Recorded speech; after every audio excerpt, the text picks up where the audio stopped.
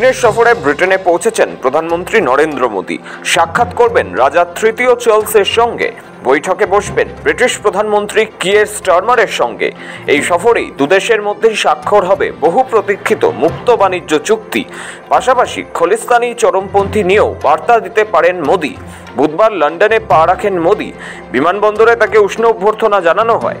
এটি প্রধানমন্ত্রী মোদীর চতুর্থ ব্রিটেন সফর। এর আগে তিনি 2015, 2018 এবং 2021 সালে ব্রিটেন এসেছিলেন। এবারের সফর নিয়ে বিদেশ মন্ত্রকের মুখপাত্র রণধীর জয়সওয়াল এক্স হ্যান্ডেলে লেখেন, ভারত ব্রিটেন সম্পর্কে নতুন অধ্যায় শুরু হলো। কৌশলগত দিক দিয়ে এই সফর খুবই গুরুত্বপূর্ণ। এদিকে রাজার দেশে পৌঁছে উচ্ছ্বসিত মোদীও। তিনিও এক্স হ্যান্ডেলে লেখেন, এই সফর দুই দেশের মধ্যে অর্থনৈতিক অংশীদারিত্বকে অনেক দূর এগিয়ে নিয়ে যাবে। দুদেশের জনগণের সমৃদ্ধি, প্রবৃদ্ধি এবং কর্মসংস্থান সৃষ্টি বৃদ্ধির উপর জোর দেওয়া হবে। বিশ্বব্যাপী অগ্রগতির জন্য ভারত ব্রিটেনের মজবুত বন্ধুত্ব অপরিহার্য। লন্ডনে পৌঁছে মোদী দেখা করেন ব্রিটেনের প্রবাসী ভারতীয়দের সঙ্গে। তাকে সামনে থেকে দেখার জন্য অধীর আগ্রহে অপেক্ষা করছিলেন সকলে।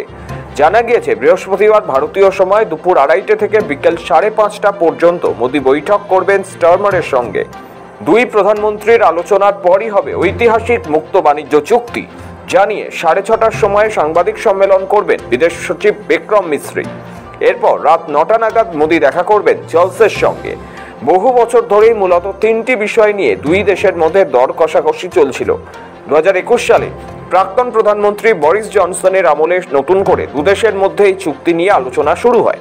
তারপর লিজ ট্রাসের জমানাতেও জট খোলার কোনো সম্ভাবনা দেখা যায়নি। এরপর 2022 সালে ব্রিটেনের ক্ষমতায় আসেন ভারতীয় বংশোদ্ভূত ঋষি সুনক।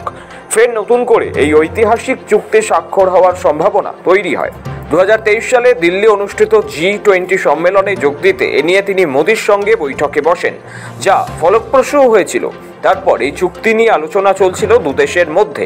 কিন্তু এর মাঝেই ব্রিটেনের সরকার গড়ে স্টারমারের লেবার পার্টি। ভারতের সঙ্গে দ্বিপাক্ষিক সম্পর্ক মজবুত করার ক্ষেত্রে স্টারমারের বিদেশ নীতির প্রধান বিষয় ছিল মুক্ত বাণিজ্য চুক্তি, যার পথ প্রশস্ত করার পাশাপাশি শিক্ষা, প্রযুক্তি, নিরাপত্তা সহ নানা ক্ষেত্রে দিল্লির সঙ্গে একযোগে কাজ করার ইচ্ছে প্রকাশ করেছিলেন তিনি। এবার স্টারমারের জমানাতেই জট কাটল বহু প্রতীক্ষিত এই চুক্তির। ব্যুরো রিপোর্ট, সময়, কলকাতা।